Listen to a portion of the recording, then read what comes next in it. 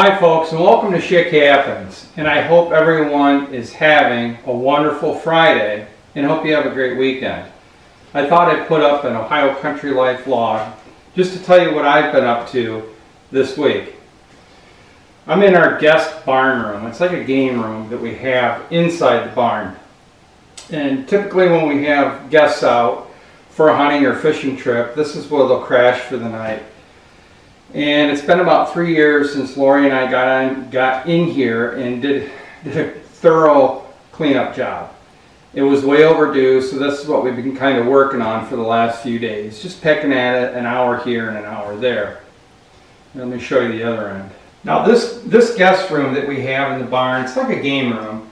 Lori and I built this about 10 years ago. And we just got another day or two of straightening up, finishing mopping the floors, getting a few things out of here, but hopefully by the end of the weekend, this will be whipped into shape completely and it'll be ready for our first guest. I'm hoping, I'm working with another YouTuber right now who's going to try to make it up here in a couple weeks. I hope that happens. We'll have a great time, put some good videos together. So this is one of the main things we've been working on this week. Another project that I think I'm going to start this weekend, we kind of landscaped up a little area between two maple trees in the front of the house. The grass doesn't grow there very well, and we just finally decided, let's put some mulch down, plant some hostas in there, put some pots and some hanging plants. But what I thought about doing, it's about 30 feet long and I don't know, maybe 12 feet deep, but I thought about making a wood garden fence myself. I had to laugh when I priced these, even at Walmart. These little 2.5, 3 foot sections that are 2 feet tall were like $30. This pine here that I got from work, it's scrap pine for free. I think I got enough here along with a few boards up there that isn't going to cost me anything other than a little bit of time. And I do think I might film this. I think I might make a do-it-yourself mini landscape garden fence.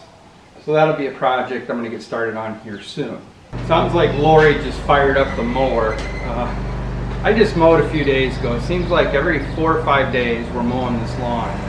But we haven't been getting any rain recently, and it's still growing. Sooner or later, that's going to catch up to us. I don't want that. I don't want to go through another drought, but it is what it is. But speaking of mowing, another thing that I need to do is start brush hogging out back some areas where the thistles got out of hand. I know it's not quite out of nesting season and there's fawns, but the areas that I need to mow, I know there's nothing in there other than a few blackbirds that are nesting. I'm not going to be overly concerned about that. I need to get that thistle mowed. I'm going to do it with the Kubota and the brush hog. It needs to be done, and then hopefully a couple weeks later get it sprayed with some 2,4-D. As far as our garden goes, about the only two things that are making any kind of headway is the zucchini and the broccoli. The wall onions aren't doing that great. Tomato plants are struggling. Pepper plants are struggling.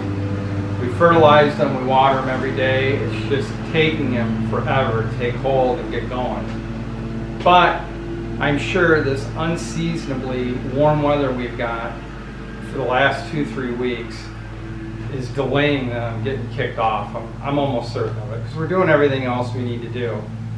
I think we're going to get a break. It's going to drop in temperature a little bit, but for quite a while there we were in the 90s with very high humidity, and I know it wasn't doing those plants any favors. On a plus note, we still are harvesting asparagus from our asparagus beds.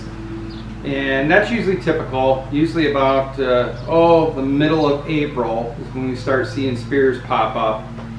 And usually towards the middle of June, third week of June, is when we call our quits and let everything go. But it's so far this season, it's been great for the asparagus harvest. And that salt, let me tell you, it works. No weeds. And I have been spending quite a bit of time in my little inflatable pool that Lori picked up for me for 40 bucks.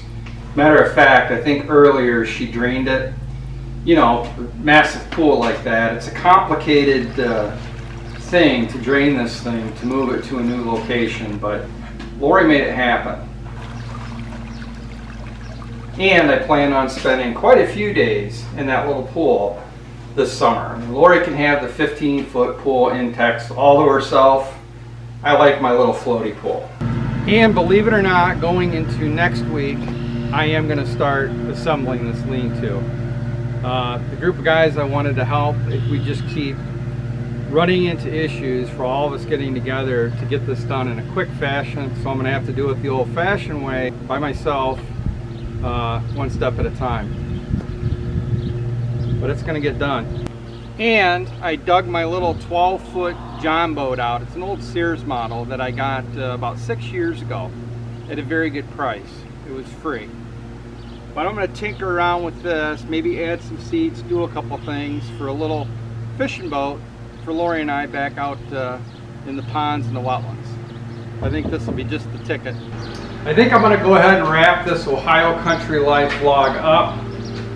There is some things I got in mind, as I discussed earlier, for videos, and I think Monday or Tuesday I'll be posting another bass fishing video, some topwater action. But again, I hope everyone has a super weekend, and until next time, cheers.